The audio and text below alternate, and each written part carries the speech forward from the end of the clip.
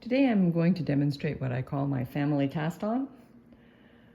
It's the cast-on I learned when I was 10 years old from my grandmother, and I've never really seen anyone else do it this way. I have seen something close, and they call it the English or British style cast-on, but this one is unique, so I'm going to share it.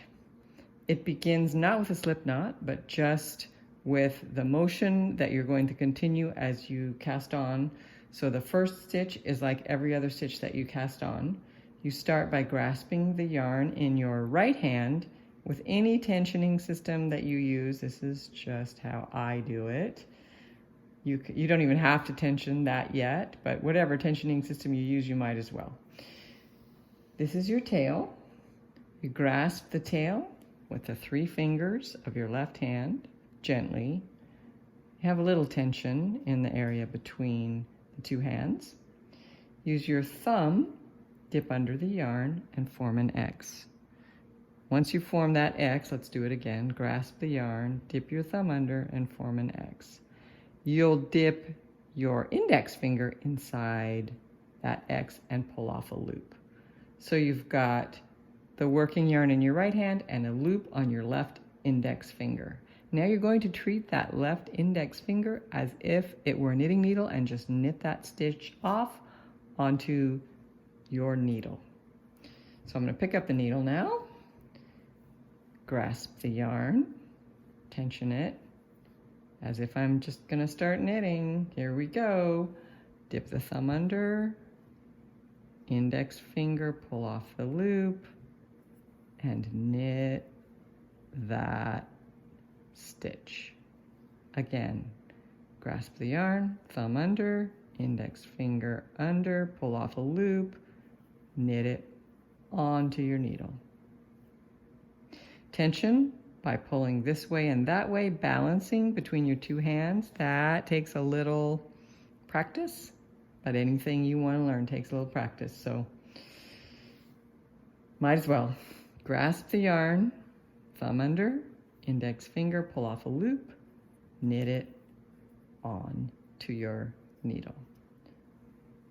That's fast.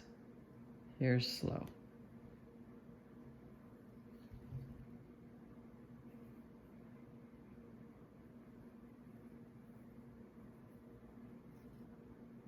So that's 1 through 5. We're going to put 10 stitches on here. We'll do a few more fast. And believe me, I can go way faster than this because I've been doing it since I was 10. I'm not going to say how many years that is. 2, 4, 6, 8, 9, and 10. I put 10 on here because I just learned this new method of figuring out how many inches you'll need for your long tail on your long tail cast on. First, place a marker on that first stitch. Could be any kind of a thing that will loop. You could even use a paper clip for this. Just loop it onto that first stitch. Then you can pull everything off, grasp by your tail, and pull, and the space between your marker and where you grasped is the amount of yarn it takes you to knit approximately 10 stitches. So you can multiply out from there and know the length of your long tail. I would, however, give yourself some slack. Maybe 1 extra repeat so that you can accommodate any changes in tension as you cast on.